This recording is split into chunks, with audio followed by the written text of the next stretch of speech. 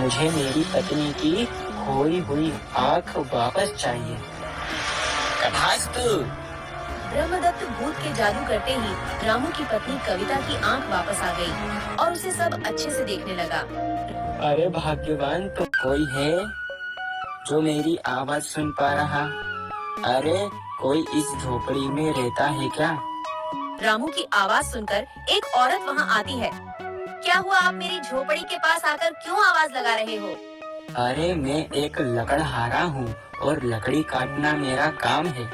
मैं इस जंगल से लकड़ियाँ काट कर जा रहा था, मगर मुझे बहुत तेज प्यास लगी, तो फिर मैंने विचार किया अगर कोई इस झोपड़ी में रहता होगा तो उससे मैं पानी मांग लूंगा। अच्छा, तुम्हें पानी चाहिए? रुको, मैं अभी अंदर से लेकर आती हूँ। वो लड़की रामू को पानी लाकर देती है। तुम इस जंगल में किसके साथ रहती हो? मैंने तुम्हारी झोपड़ी यहाँ पहली बार देखी। मैं जंगल में अकेली रहती हूँ। कुछ समय पहले मैं जंगल में अपने दादाजी के साथ रहती थी, मगर दादाजी के जाने के बाद अब मैं इस जंगल में अकेली रहती हूँ। तुम्हारे माता पिता कहाँ है? मेरे माता पिता नहीं हैं। जब मैं 5 साल की थी, तब से ही मुझे मेरे माता पिता छोड़ चले। जब से मुझे मेरे दादाजी इस जंगल में, इस झोपड़ी में पाल रहे थे, मगर अब वो भी मुझे छोड़ गए। अब मैं जंगल में अकेली रहती हूँ। तुम्हें इस जंगल में डर नहीं लगता? नहीं, मुझे इस जंगल में डर नहीं लगता। मुझे इस जंगल में रहने की आदत हो गई है।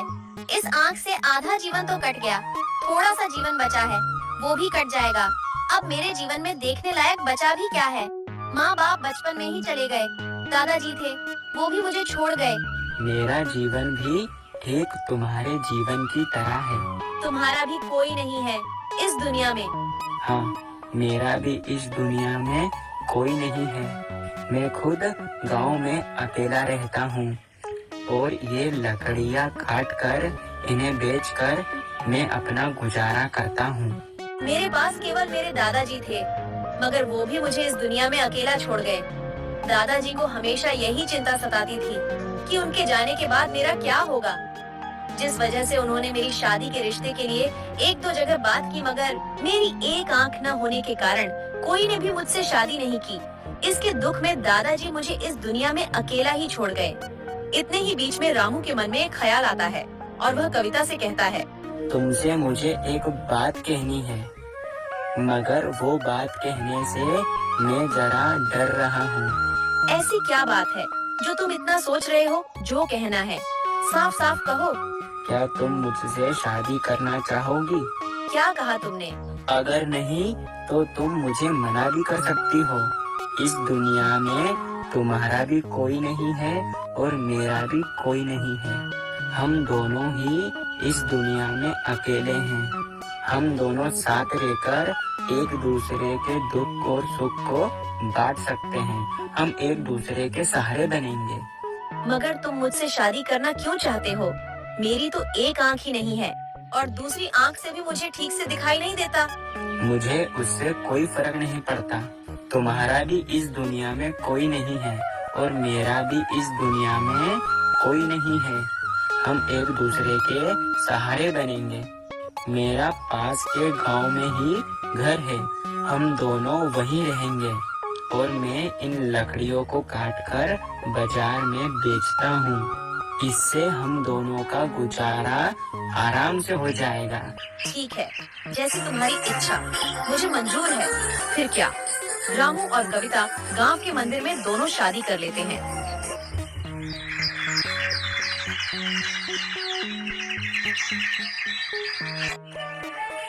देखो, ये है मेरा छोटा सा घर और मैंने तुमसे पहले ही कहा था ना कि मेरा इस दुनिया में कोई नहीं है, कोई नहीं।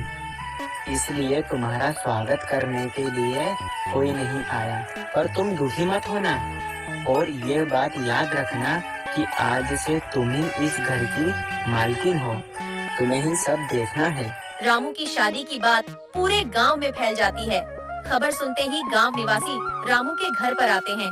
अरे ओ रामू, रामू, ओ रामू, दरवाजा तो खोल। आता हूँ काका। अरे भाग्यवान, मुझे लगता है ये गांव वाले तुम्हें देखने आए होंगे। क्यों रे रामू, मैं तो समझता था कि तू बड़ा भोला भाला है। मैं पूरे गांव में सबसे सीधा सच्चा आदमी तुझे ही समझता था, मगर तू तो सबसे अलग निकला। तूने तो शादी कर ली और हम गांव वालों के कानों कान तक खबर भी नहीं आने दी। रामू काका, ये तो तुमने बहुत गलत किया, जो तुमने शादी तक की खबर भी नहीं दी। अरे मुझे तो बताने का मौका ही नहीं मिला, और मैं तुम्हें क्यों नहीं बुलाता, तुम तो मेरे परिवार जैसे हो। वो सब तो ठीक है, नई दुल्हन से हमारी मुलाकात करवाएंगे, ये तुम ही बोलते रहोगे। हाँ क्यों नहीं, अभी बुलाता हूँ। कविता, ओ कविता, जरा देखो तुमसे मिलने बाहर कौन आया है। कविता को देखकर गांव वाले चौंक जाते हैं। रामू काका, इसकी आंख किसने फोड़ दी? तुमने लड़की ठीक से देखी नहीं थी क्या? अरे रामू, जब तुझे इतना ही शादी का भूत सवार था तो मुझसे कह देता। अंधी लड़की से बेहतर जमींदार के घर पर जो नौकरानी काम करती है, मैं उससे तुम्हारा विवाह करवा देता। ये अंधी लड़की से तो वो कई ज्यादा सुंदर है। इसे दिखाई नहीं देने के अलावा मुझे लगता है इसे सुनाई भी नहीं देता है, जो इतनी बुराइयां सुनने के बाद भी यहाँ खड़ी है, अंधी कहीं की। रामू काका, इतने दिन तक लड़की ढूंढने के बाद तुम्हें केवल यही लड़की मिली थी क्या शादी करने के लिए? ठीक है, मेरी पत्नी अंधी है और तुम्हें यहाँ किसने बुलाया? हमें ही शौक चढ़ा था, दुल्हन को देखने का लो देख लिया। पता नहीं यह दुल्हन को देखने के बाद आज का दिन हमारा कैसा होगा। तुम्हें किसने कहा था यहाँ आकर मेरी दुल्हन को देखो? जाओ जाओ मेरे घर से। अगर पत्नी जरा सी सुंदर होती तो पता नहीं क्या करता। चलो चलो, हमें ही इसे देखने का शौक आया था, चलो अब। जाओ मेरे घर से, यहाँ से निकलो। इस तरह कविता का पूरा गांव मजाक उड़ाता है।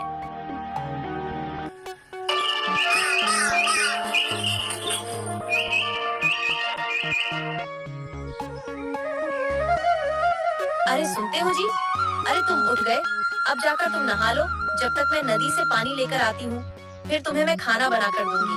ठीक है भाग्यवान, भाग्यवान, नदी से पानी मैं लेकर आ जाता हूँ।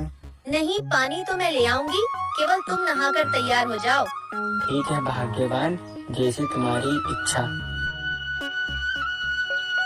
इतना कहकर कविता अपने घर से पानी भरने के लिए नदी की ओर निकल जाती है। देखो, अपने गांव की नई नवेली दुल्हन आ रही है। आने दो, आज इसे अच्छे से बताती हूँ। अगली बार यह नदी में पानी भरने का सोचेगी भी नहीं। जरा देखकर आना, मेरा मटका रखा है, उसमें पैर मत लगा देना। क्या बिमला, तुम कहना क्या चाहती हो? उसे दिखता नहीं है, यह अंधी है क्या? अरे हाँ, मैं तो भूल ही गई, ये तो सच में अंधी है। अरे मैं वही सोचूं कि रामू काका ने ये अंधी को पानी भरने के लिए आने कैसे दिया? अगर इसे दिखाई ना देते हुए नदी में गिर गई तो? अरे बिमला बहन, ये अंधी को मगर एक फायदा जरूर है। कैसा फायदा, मैं कुछ समझी नहीं। अरे, जो हमें काजल 1 महीना चलता है, वो अंधी को कम से कम 2 महीना चलता होगा है। तुमने बिल्कुल ठीक कहा। कविता का खूब मजाक उड़ाते हैं और कविता वहाँ से घर आने लगती है।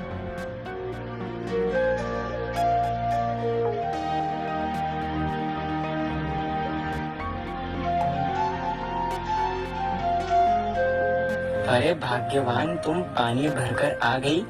रामू की नजर वहाँ मटके पर पड़ती है, जिसे खाली देख रामू कहता है, अरे भाग्यवान, तुम्हारा मटका तो खाली है, तुम पानी भरकर क्यों नहीं लाई? कविता कुछ बोले बिना ही वहाँ से चली जाती है। अरे भाग्यवान, क्या हुआ? मेरी बात का जवाब तो दो।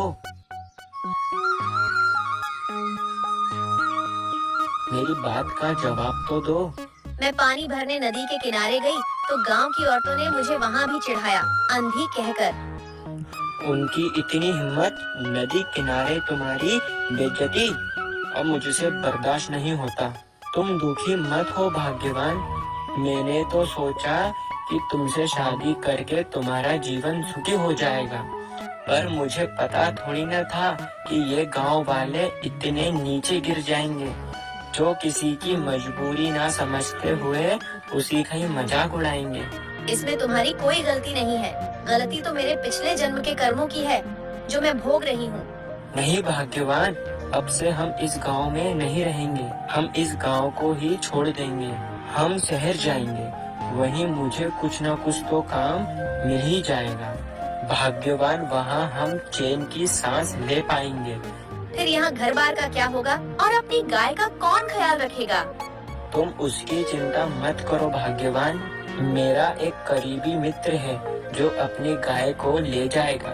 चलो, जो जो जरूरी सामान है उसे एक पोटली में बांध लो। हमें आज रात को ही यहाँ से निकलना होगा।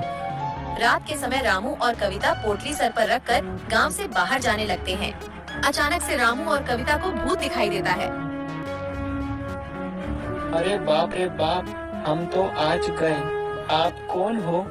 मैं एक ब्रह्मदत्त भूत हूँ। क्या ब्रह्मदत्त भूत? ये तो भूतों की प्रजाति में सबसे बड़ा भूत होता है। एकदम सही कहा, मैं भूतों की प्रजाति में सबसे बड़ा भूत हूँ। तुम रामू और ये तुम्हारी पत्नी कविता, तुम दोनों ही इतनी रात में कहाँ घूम रहे हो? तुम्हें हम दोनों के नाम कैसे पता चले? मैं सब जानता हूँ, क्योंकि मैं हूँ ब्रह्मदत्त भूत। मुझे सब पता है। जो मुझे रात में मिलता है मैं उसे मन चाहा वरदान देता हूँ। क्या तुम हमें वरदान दोगे? मांगो, तुम्हें क्या वरदान मांगना है?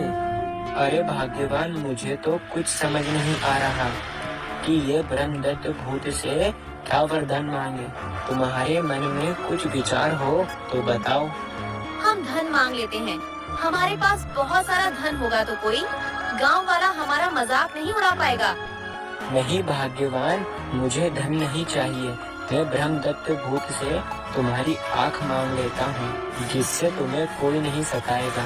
मगर मेरी आँख आ जाने से अपनी गरीबी दूर थोड़ी ना होगी। अरे जरा जल्दी करो, मुझे और कहीं भी जाना है। जरा जल्दी मांगो वरदान।